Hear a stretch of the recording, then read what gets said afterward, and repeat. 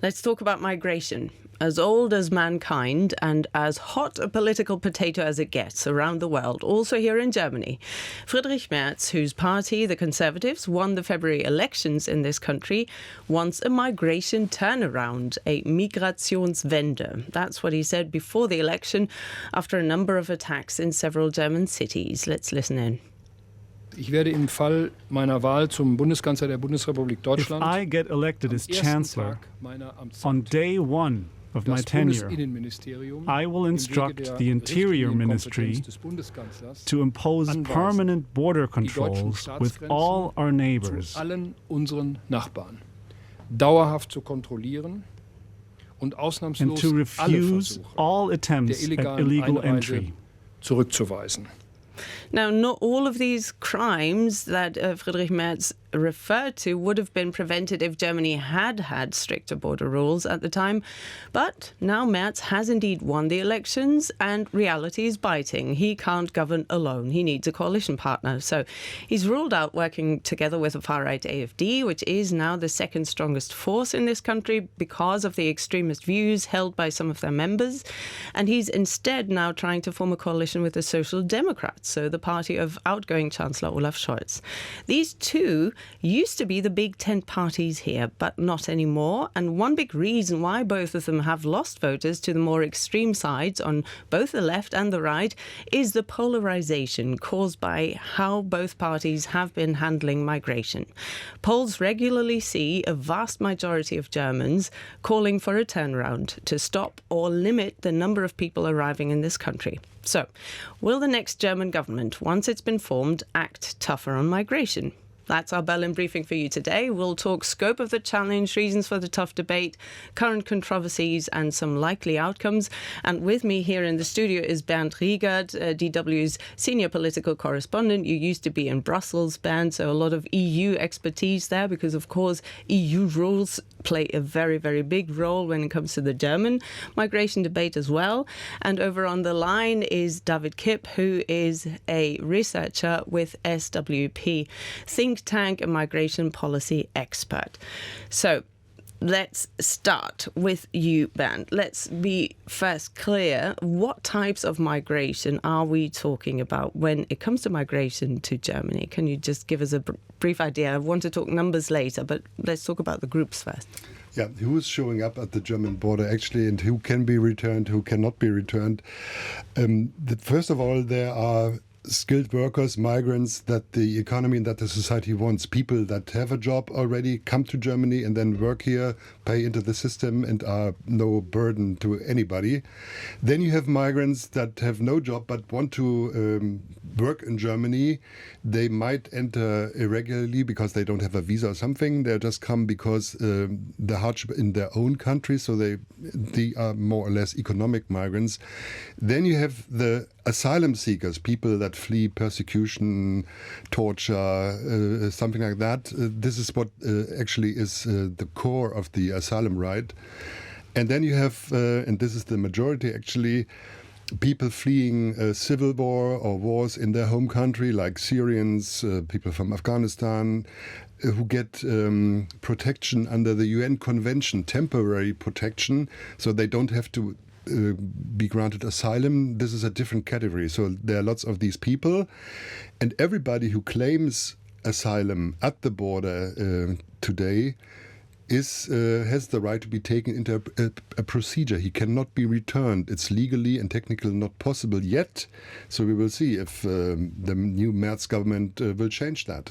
Yeah, and we don't want to talk about those skilled workers that you mentioned today, Bernd. We can do a whole new episode about that at some point.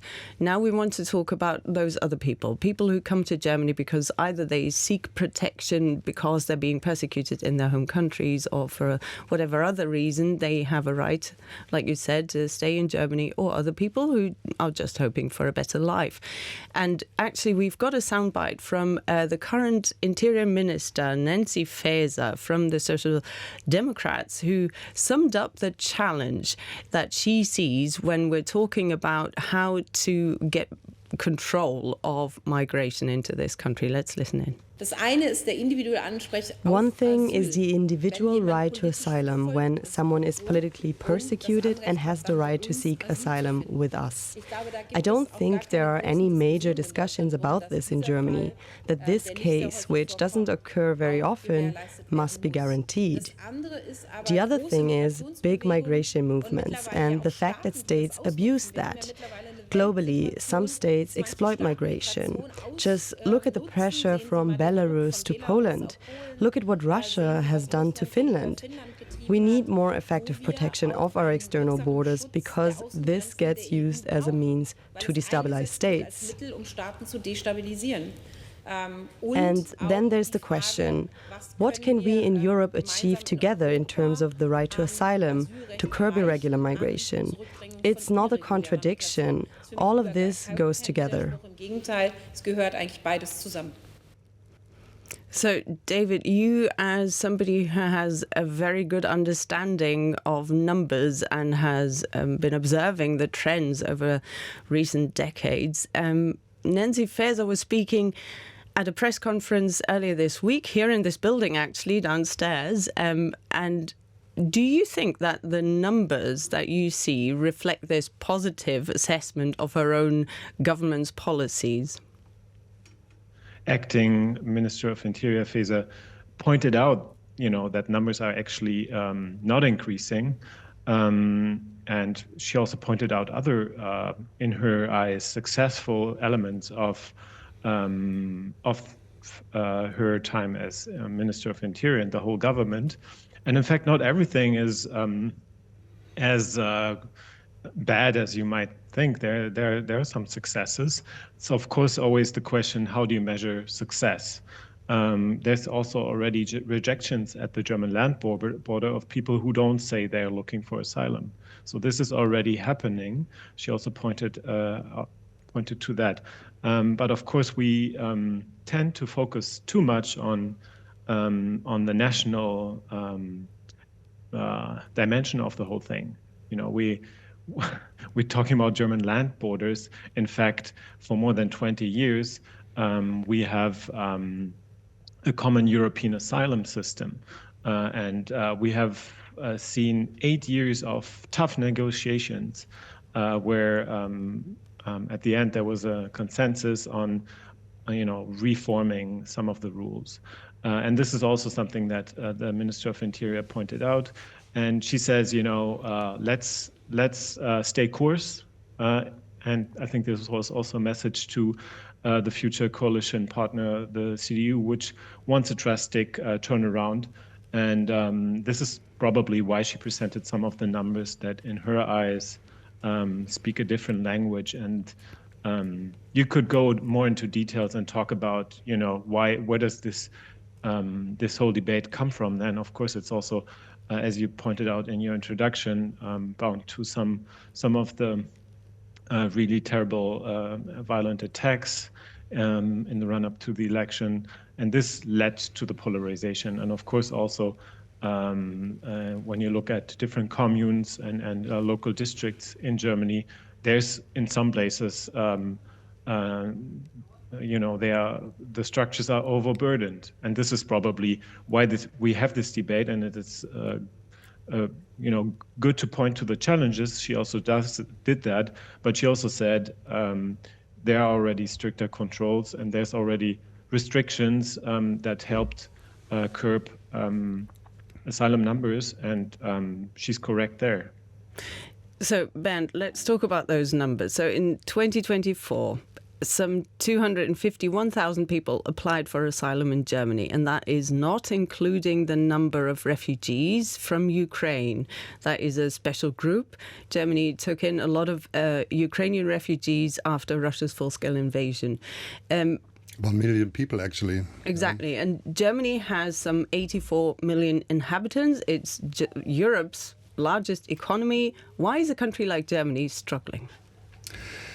Well, because people are more and more feeling that they are overwhelmed. Is that really a fact? We don't know. I mean, economically, Germany could afford to house these people, but the population that is, you can read that in the polls, is no longer willing to accept migrants of all sorts. This is not only a trend in Germany, it's also a trend in Europe, not in every European country. Especially in the southern countries, the acceptance of migrants is higher than in the middle, in Germany, for example, or in the Netherlands or Poland.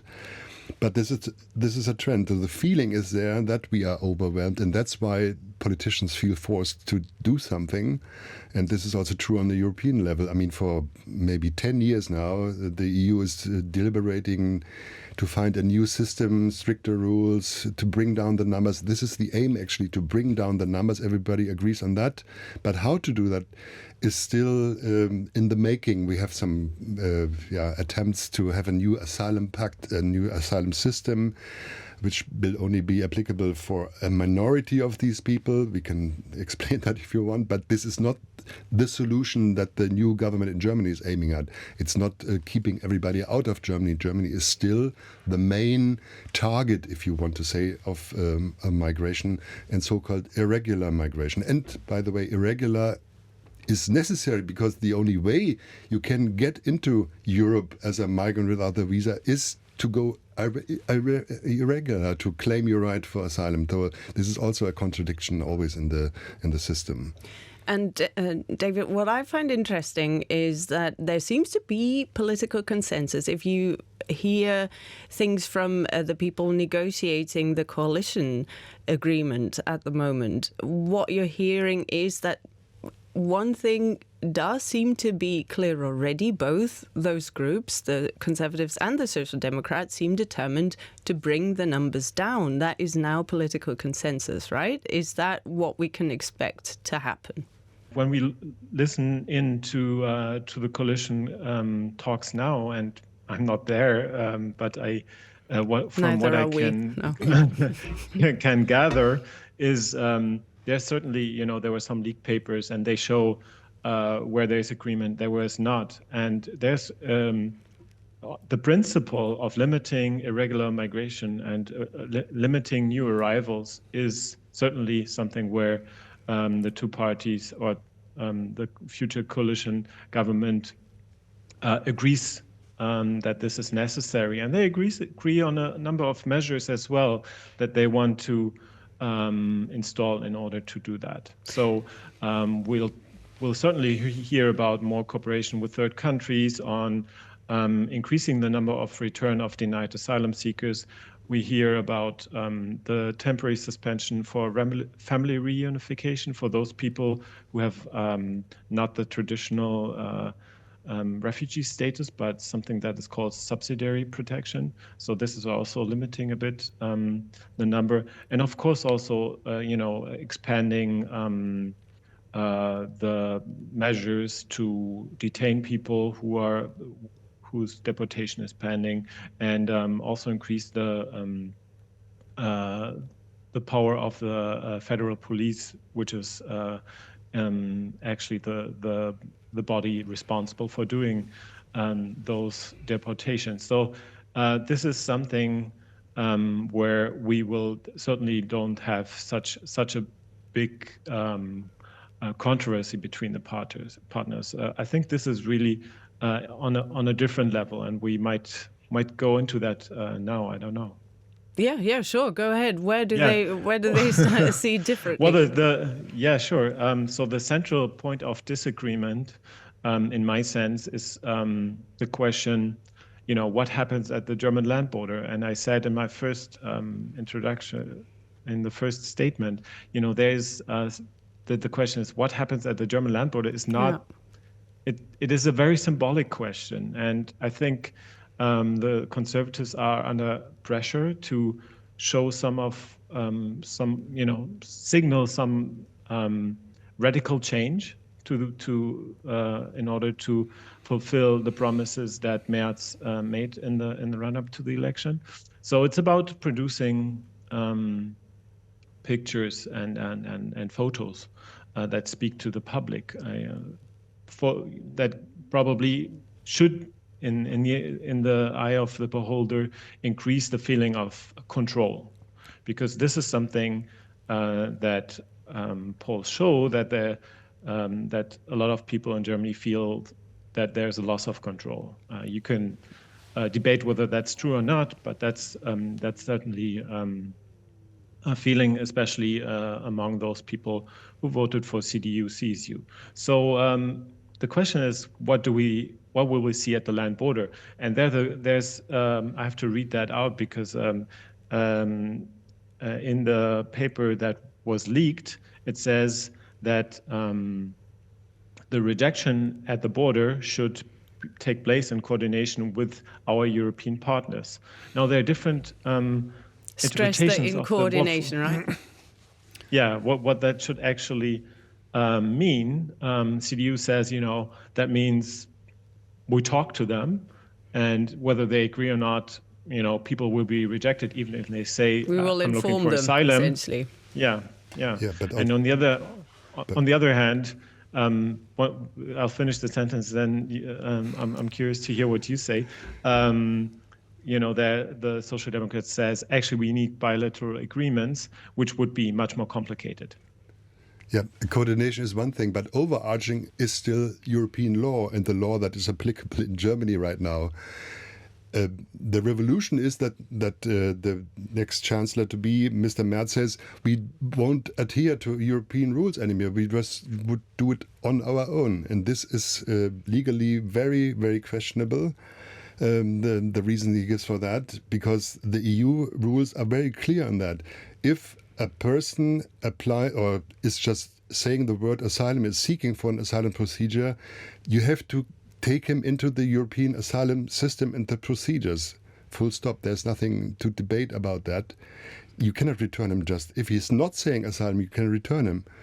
And the argument is always we have to protect the external borders of the EU, so that at the borders inside the EU, nobody would show up. But this has not happened over the last 20 years. It's also very difficult because the core of the conflict has never been resolved. The countries of first entry at the external borders have no interest to keep all these people in their countries, and the countries in the middle, like Germany, have no interest to take them in. So this conflict is still there, and it's not resolved because there's no system to distribute migrants within the EU. And of course, rules are there to create exemptions of those rules as well, right? I mean, I'm not being sarcastic here. There is a concrete case where countries on the eastern side of the European Union, Poland, Lithuania, and also Finland, they accuse Belarus and Russia for instrumentalizing migration.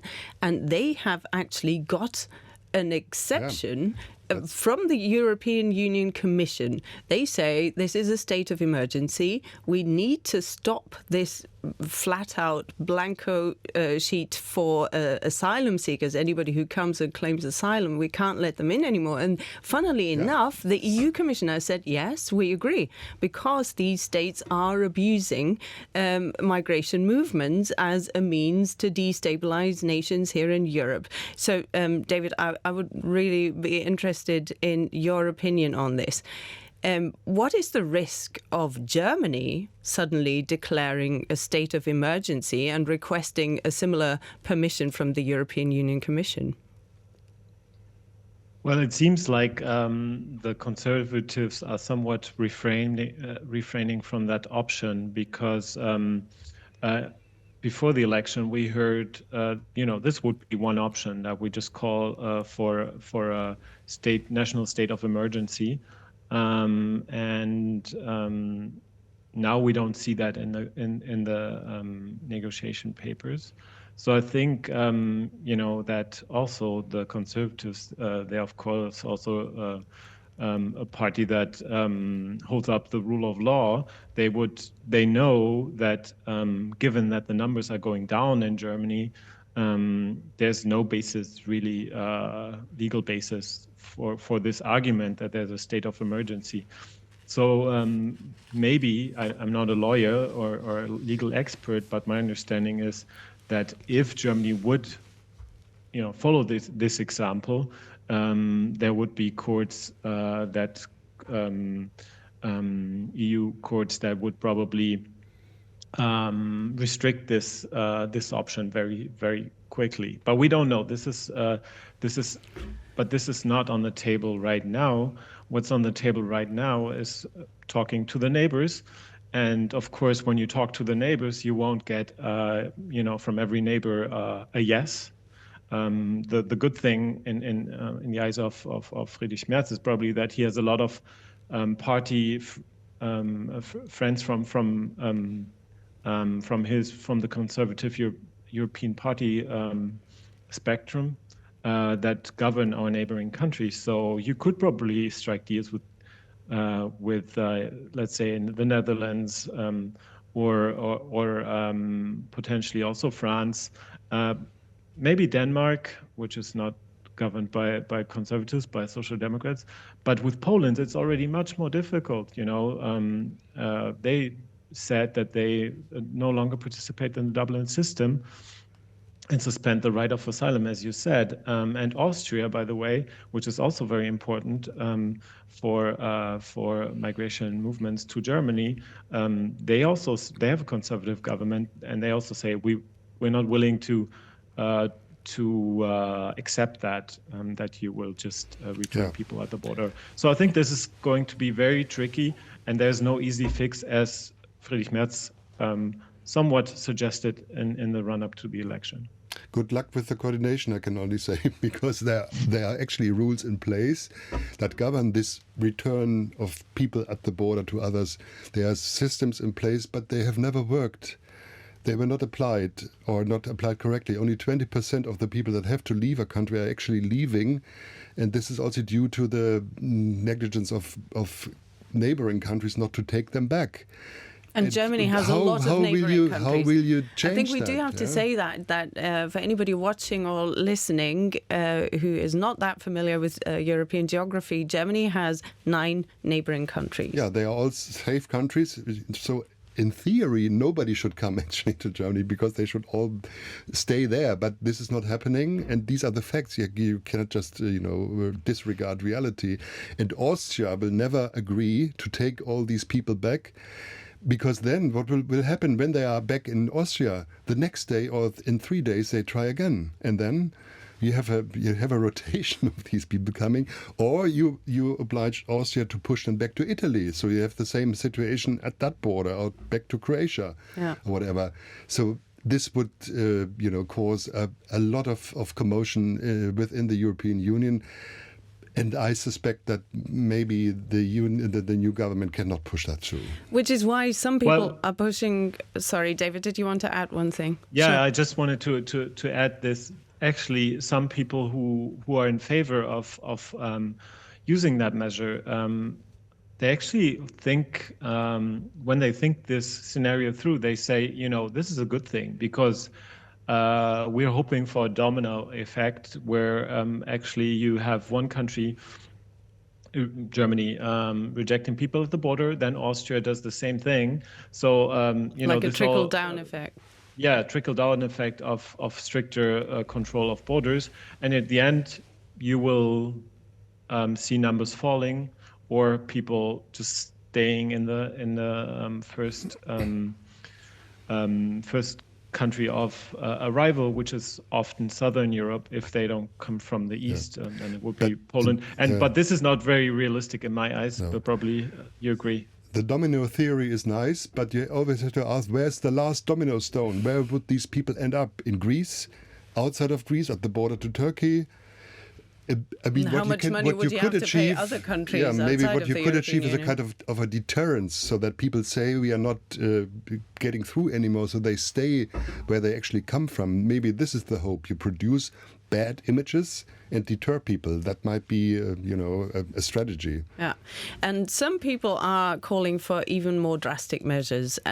So this week, the head of the German Agency for Migrants and Refugees, so He is a man who is directly steered by Germany's interior ministry, but he is from the Conservatives. He took to the stage and made quite a remarkable suggestion, essentially saying that the current system is inhumane and cynical and needs to be overhauled completely, because he argued that at the moment only the strongest get through because the borders are already the rules are quite strict already, and it's young men who are not the most vulnerable who come into Europe. So let's listen to what Dr. Sommer said.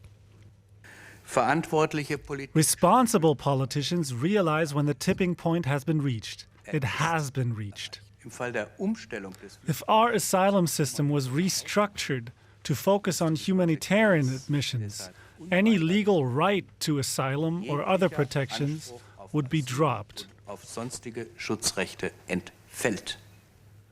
That sounds shocking at first, but isn't it that very right that makes it impossible to control migration?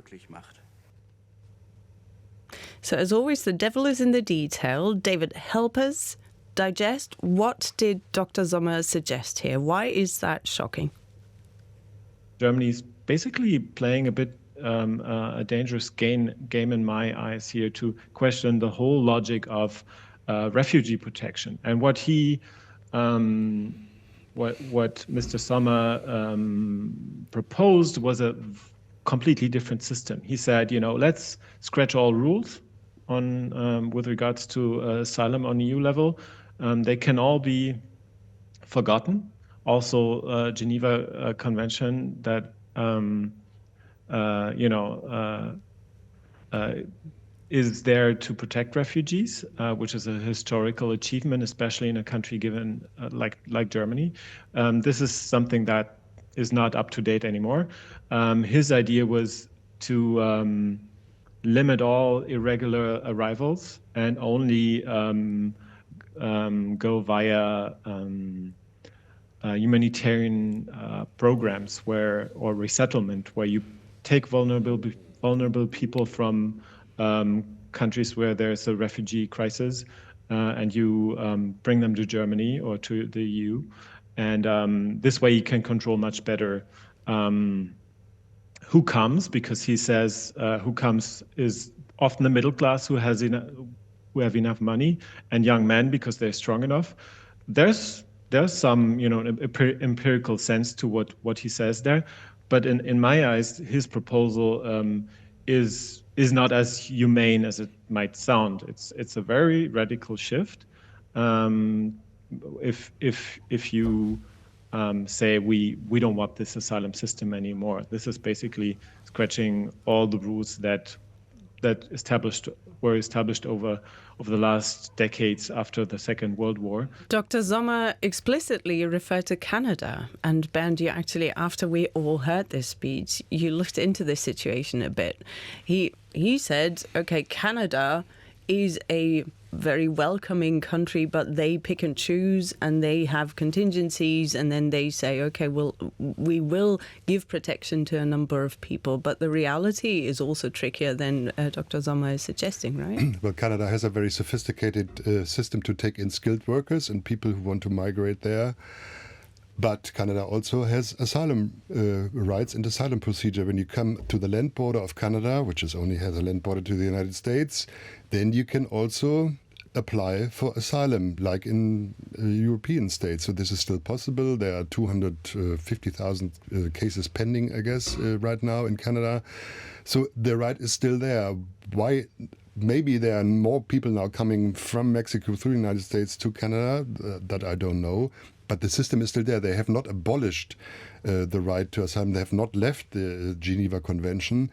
But in Europe, there are, well, not only in Germany, there are also discussions in other member states, especially where there are right-wing parties in the government or very strong, if it is not a necessary step to bring forward a new asylum system and say, well, we cannot take them all, so let's choose and pick more than we did so far. There is not yet a majority for that in the Council of Ministers that has to decide about this. But the tendency is also there, and you can also see it in the actual steps that the Commission is taking, because the European Union Commission. Yeah, the European Union says it should be possible also to have centers outside the EU where people can apply for asylum. A little bit similar to the system maybe of the US, so that the people have to apply before they enter the EU. This is not feasible now. There are some, attempts by the Italian government to do that in Albania. It doesn't work so far because Italian courts say no, this is not legal. Blah. So, but it's very risky. If the political situation changes in Albania, then what? Yeah, and on the other side, they also want to establish detention centers actually at the border to push or to return people that have obviously no chance for asylum. This will also come with the new asylum system in 1 year's time. Let's see if that helps a little bit. But the tendency is clear to make it stricter and more difficult to get into the EU. Yeah, and of course, we know that we have a lot of viewers and listeners in the United States and in Canada. Thank you very much, first of all, for following Berlin Briefing. If you've got any comments, make sure to join the conversation about how the US and Canada are dealing with migration. I bet there is a lot of points that you could add to our conversation here. You find us on all the typical podcast platforms. You can watch us on YouTube. And of course, there's also a weekly newsletter. I don't want to not mention that. That comes out every week on all things, also when it comes to the migration debate, but all things that are happening in Berlin and all the topics that are being discussed here. So make sure you join the conversation. But we've now discussed a lot of things that are very complicated, that seem very difficult to solve for politicians. At the same time, there is this feeling, if the centrist politicians don't get their act together, if they don't deliver solutions, then they risk losing even more voters to the fringes. So maybe we can end on a sort of constructive note. David, I'd like to start with you. What would you recommend to Friedrich Merz's government when he's trying to bring those two together, deliver practical solutions, but not essentially risk just producing nice pictures? Well, I would suggest that given that the numbers are decreasing, why don't stay course in a way? Of course, this is maybe doesn't produce the pictures that you're hoping for. But if you don't agree on the basics with your coalition partner, and this is that we are abiding to a system that was established over a long time and actually is a global system. If Germany doesn't abide to internationally agreed conventions and the European system of asylum, this sends a wrong signal also to countries in the global south who are hosting a lot of refugees, for example.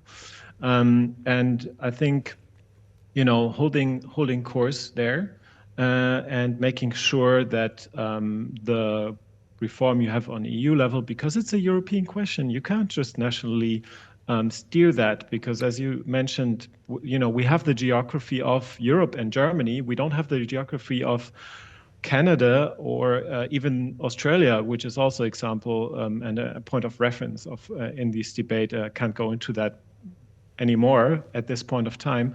But we have this geography, and you won't be able to reduce numbers to zero, and you won't be able to do it in a relatively humane way. And this is why you need to build trust on a EU level that there can be a system that is functioning, and this should be complemented by national measures as well, which is increasing regulations and also administrative procedures here in Germany, where there's a lot of room for improvement. And of course, not to forget that migration can also be a positive thing. Bernd, anything to add? Well, what would I recommend? Well, if you really want to bring down the numbers, keep asylum seekers, irregular migrants at the external borders. Then you can open up your own borders within the EU again. That requires building up Fortress Europe. Actually, there has to be a wall or something to keep these people out. And then the obligation of the countries at the border, Greece, Italy, Spain, France, Croatia, would be to process these. So if Mr. Merz, the new chancellor, can convince these countries to do that, then there would be a change. How do you convince them? Actually, with money.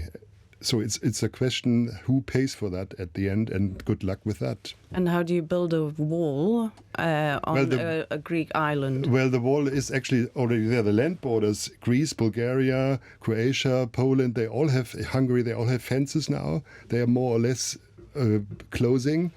The sea border is, of course, a problem. So they would still come up the shores of Italy and Greece. So it would you would have to strengthen Frontex. Yeah, I mean, I'm just guessing what Mr. Merz is figuring out. I don't know. But if you want to have no migrants at the German borders, then you have to close the external borders. And that has to be done. I mean, they're trying that for many years now.